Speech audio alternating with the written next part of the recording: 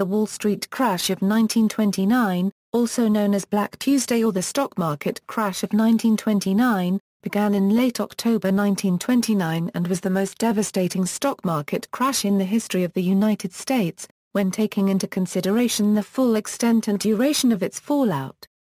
The crash signaled the beginning of the 10-year Great Depression that affected all Western industrialized countries. Timeline. The Roaring Twenties, the decade that followed World War I and led to the crash, was a time of wealth and excess. Building on post-war optimism, rural Americans emigrated to the cities in vast numbers throughout the decade with the hopes of finding a more prosperous life in the ever-growing expansion of America's industrial sector.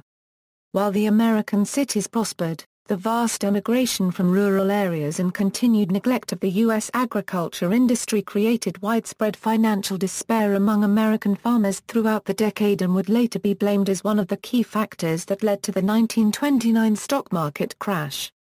Despite the dangers of speculation, many believe that the stock market will continue to rise indefinitely. On March 25, 1929, however, a mini-crash occurred after investors started to sell stocks at a rapid pace, exposing the market's shaky foundation.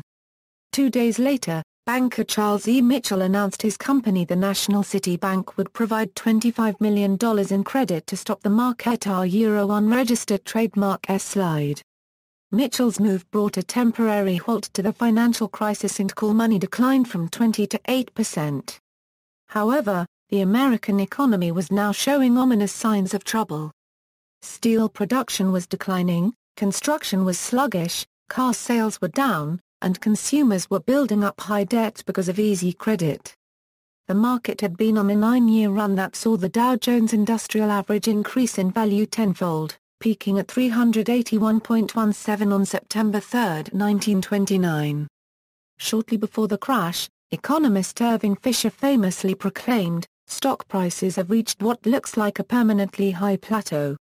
The optimism and financial gains of the great bull market were shaken on September 18, 1929, when share prices on the New York Stock Exchange abruptly fell. On September 20, the London Stock Exchange officially crashed when top British investor Clarence Hatry and many of his associates were jailed for fraud and forgery. The LSE's crash greatly weakened the optimism of American investment in markets overseas.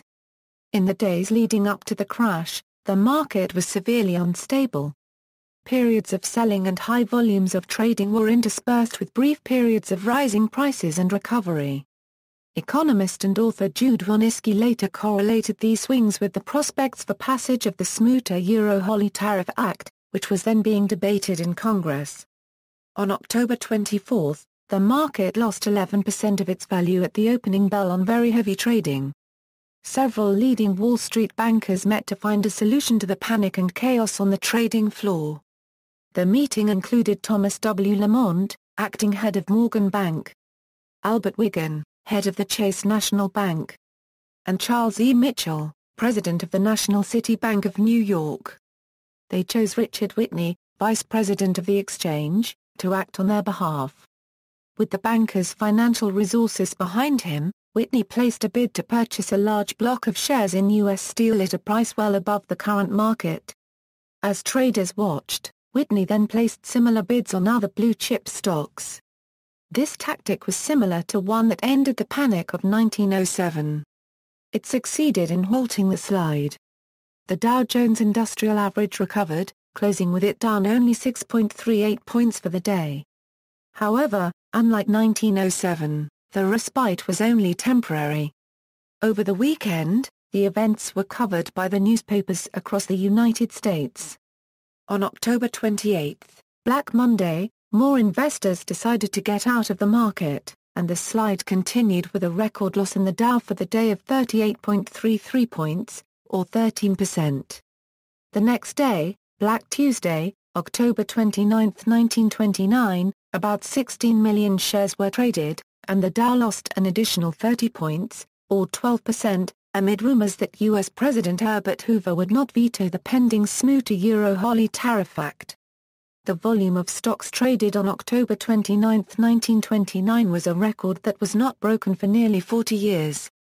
On October 29, William C. Durant joined with members of the Rockefeller family and other financial giants to buy large quantities of stocks in order to demonstrate to the public their confidence in the market, but their efforts failed to stop the large decline in prices. Due to the massive volume of stocks traded that day, the ticker did not stop running until about 7:45 p.m. that evening. The market had lost over $30 billion in the space of 2 days, which included $14 billion on October 29 alone. Dow Jones Industrial average on Black Monday and Black Tuesday, after a one-day recovery on October 30, where the Dow regained an additional 28.40 points, or 12%, to close at 258.47. The market continued to fall, arriving at an interim bottom on November 13, 1929, with the Dow closing at 198.60. The market then recovered for several months, starting on November 14, with the Dow gaining 18.59 points to close at 217.28, and reaching a secondary closing peak of 294.07 on April 17, 1930. After the SMUTA-Euro-Holly Tariff Act was enacted in mid-June, the Dow dropped again, stabilizing above 200. The following year, the Dow embarked on another, much longer, steady slide from April 1931 to July 8, 1932, when it closed at 41.22 €, its lowest level of the 20th century, concluding an 89% loss rate for all of the market stocks.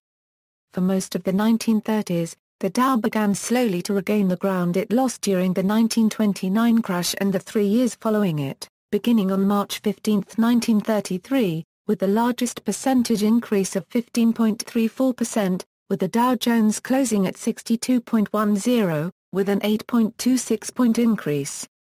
The largest percentage increases of the Dow Jones occurred during the early and mid-1930s, but it would not return to the peak closing of September 3, 1929 until November 23, 1954. Analysis: Economic fundamentals. The crash followed a speculative boom that had taken hold in the late 1920s. During the later half of the 1920s, steel production, building construction, retail turnover, automobiles registered, even railway receipts advanced from record to record. The combined net profits of 536 manufacturing and trading companies showed an increase, in fact for the first 6 months of 1929, of 36.6% over 1928, itself a record half-year. Iron and steel led the way with doubled gains. Such figures set up a crescendo of stock exchange speculation which had led hundreds of thousands of Americans to invest heavily in the stock market. A significant number of them were borrowing money to buy more stocks. By August 1929, brokers were routinely lending small investors more than 2/3 of the face value of the stocks they were buying. Over $8.5 billion was out on loan, more than the entire amount of currency circulating in the U.S. at the time. The rising share prices encouraged more people to invest. People hoped the share prices would rise further. Speculation thus fueled further rises and created an economic bubble. Because of margin buying, investors stood to lose large sums of money if the market turned down a euro, or even failed to advance quickly enough. The average P/E ratio of S&P Composite stocks was 32.6 in September 1929, clearly above historical norms. Good harvests had built up a mass of 250 million bushels of wheat to be carried over when 1929 opened. By May there was also a winter wheat crop of 560 million bushels ready for harvest in the Mississippi Valley. This oversupply caused a drop in wheat prices so heavy that the net incomes of the farming population from wheat were threatened with extinction. Stock markets are always sensitive to the future state of commodity markets, and the slump in Wall Street predicted for May by Sir George Pesh arrived on time. In June 1929 the position was saved by a severe drought in the Dakotas and the Canadian West, plus unfavorable seed times in Argentina and eastern Australia. The oversupply would now be wanted to fill the big gaps in the 1929 world wheat production. From 97 cents per bushel in May, wheat rose to $1.49 in July. When it was seen that at this figure the American farmers would get rather more for their smaller crop than for that of 1928, Up went stocks again, and from far and wide orders came to buy shares for the profits to come. Then in August the wheat price fell when France and Italy were bragging of a magnificent harvest and the situation in Australia improved. This sent a shiver through Wall Street and stock prices quickly dropped, but word of cheap stocks brought a fresh rush of stags, amateur speculators and investors. Congress had also voted for a $100 million relief package for the farmers, hoping to stabilize wheat prices. By October though, the price had fallen to $1.31 per bushel. The falling commodity markets in other countries told upon even American self-confidence, and the stock market started to falter. On October 24, 1929, with the Dow just past its September 3 peak of 381.17, the market finally turned down, and panic selling started. The president of the Chase National Bank said at the time, "We are reaping the natural fruit of the orgy of speculation in which millions of people have indulged." It was inevitable, because of the tremendous increase in the number of stockholders in recent years, that the number of sellers would be greater than ever when the boom ended and selling took the place of buying. Subsequent actions: in 1932, the Pecora Commission was established by the U.S. Senate to study the causes of the crash. The following year, the U.S. Congress passed the Glaser-Steagall Act mandating a separation between commercial banks, which take deposits and extend loans, and investment banks, which underwrite, issue, and distribute stocks, bonds, and other securities. After the experience of the 1929 crash, stock markets around the world instituted measures to suspend trading in the event of rapid declines, claiming that the measures would prevent such panic sales.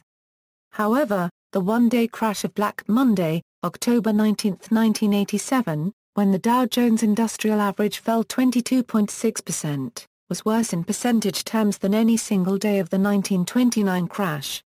World War II: the American mobilization for World War II at the end of 1941 moved approximately 10 million people out of the civilian labor force and into the war.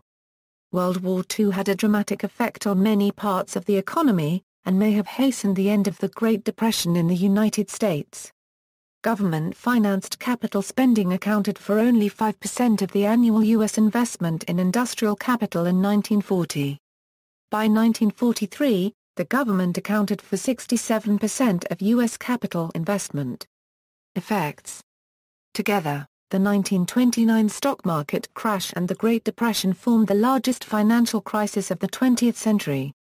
The Panic of October 1929 has come to serve as a symbol of the economic contraction that gripped the world during the next decade. The falls in share prices on October 24 and 29, 1929 were practically instantaneous in all financial markets, except Japan. The Wall Street crash had a major impact on the U.S. and world economy, and it has been the source of intense academic debate historical, economic, and political from its aftermath until the present day. Some people believe that abuses by utility holding companies contributed to the Wall Street crash of 1929 and the depression that followed. Many people blamed the crash on commercial banks that were too eager to put deposits at risk on the stock market. The 1929 crash brought the Roaring Twenties to a shuddering halt. As tentatively expressed by economic historian Charles P. Kindleberger, in 1929 there was no lender of last resort effectively present, which, if it had existed and were properly exercised, would have been key in shortening the business slowdown that normally follows financial crises. The crash marked the beginning of widespread and long-lasting consequences for the United States. Historians still debate the question, did the 1929 crash spark the Depression, or did it merely coincide with the bursting of a loose credit-inspired economic bubble? Only 16% of American households were invested in the stock market within the United States during the period leading up to the Depression, suggesting that the crash carried somewhat less of a weight in causing the Depression. However, the psychological effects of the crash reverberated across the nation as business became aware of the difficulties in securing capital markets investments for new projects and expansions. Business uncertainty naturally affects job security for employees, and as the American worker faced uncertainty with regards to income, naturally the propensity to consume declined. The decline in stock prices caused bankruptcies and severe macroeconomic difficulties including contraction of credit, business closures, firing of workers, bank failures, decline of the money supply, and other economic depressing events. The resultant rise of mass unemployment is seen as a result of the crash, although the crash is by no means the sole event that contributed to the depression. The Wall Street crash is usually seen as having the greatest impact on the events that followed and therefore is widely regarded as signaling the downward economic slide that initiated the Great Depression. True or not, the consequences were dire for almost everybody. Most academic experts agree on one aspect of the crash: it wiped out billions of dollars of wealth in one day, and this immediately depressed consumer buying. The failure set off a worldwide run on U.S. gold deposits, and forced the Federal Reserve to raise interest rates into the slump. Some 4,000 banks and other lenders ultimately failed. Also, the uptick rule, which allowed short selling only when the last tick in a stock's price was positive, was implemented after the 1929 market crash to prevent short sellers from driving the price of a stock down in a bear raid.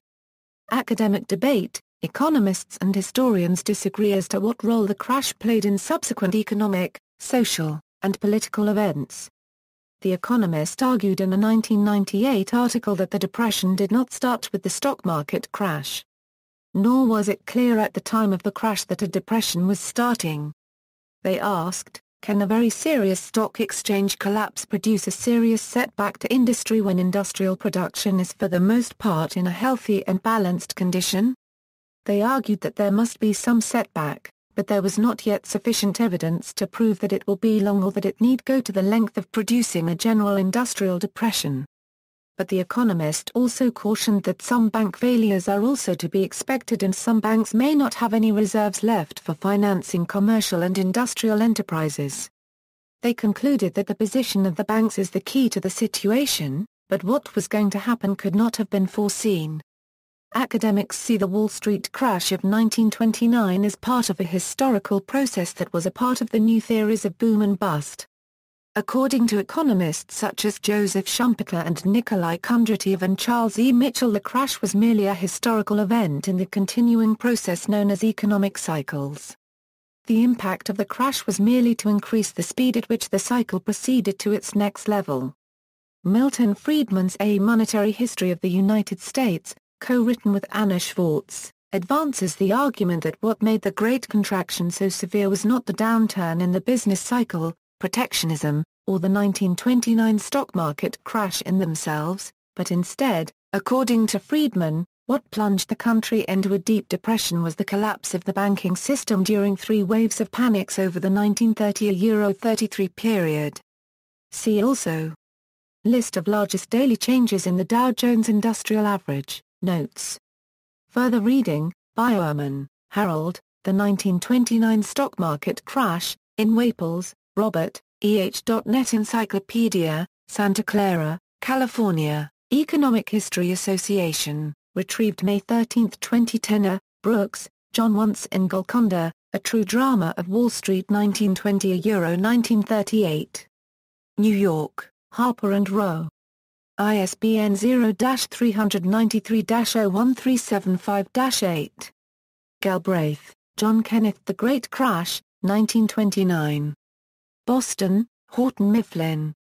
ISBN 0-395-85999-9. Klein, Maury. Rainbow's End, The Crash of 1929. New York, Oxford University Press. ISBN 0-19-513516-4. Klingerman, William K. 1929, The Year of the Great Crash. New York, Harper & Row. ISBN 0-06-016081-0. Reed, Lawrence W. Great Myths of the Great Depression. Midland, Michigan, Mackinac Center. Rothbard, Murray N., America's Great Depression, Auburn, Alabama, Ludwig von Mises Institute, ISBN A978-0-945466-05-5, retrieved May 13, 2010. Salzman, Richard M. The Cause and Consequences of the Great Depression in the Intellectual Activist, ISNA 0730-2355. Part 1, What Made the Roaring Twenties Roar, June 2004, pages 16-24. Part 2, Hoover's Progressive Assault on Business, July 2004, pages 10-20. Part 3, Roosevelt's Raw Deal, August 2004, pages 9-20. Part 4, Freedom and Prosperity, January 2005, pages 14-23. Schachtman, Tom. The Day America Crashed. New York, G. P. Putnam. ISBN 0-399-11613-3. Thomas, Gordon and Morgan Witz, Max. The Day the Bubble Burst, A Social History of the Wall Street Crash of 1929. Garden City, New York, Doubleday. ISBN 0-385-14370-2. Koenigsegg Ladies, Stocks and Exchange €. The Only Book You Need 2013, ISBN 9783248220656, Stock Crash 1929 €. 1932, External links, media related to Wall Street Crash of 1929 at Wikimedia Commons, The Crash of 1929, American Experience documentary.